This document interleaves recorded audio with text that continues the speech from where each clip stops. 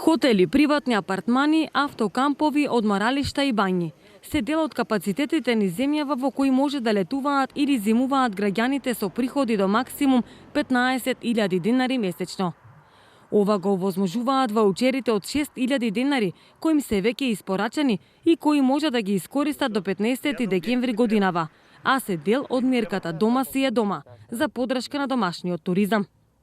Вкупно 117.122 граѓани може да ги искористат ваучерите за одмор. На првичната оценка на сместувачките капацитети е дека луѓето се заинтересирани за искористување на поддршката, но засега се уште се плашат од ситуацијата со COVID-19. Агенцијата за туризам пак очекува годинава од домашните гости да бидат остварени повеќе од 2 милиони ноќевања, бројка во која значителен удел ќе имаат токму ваучерите.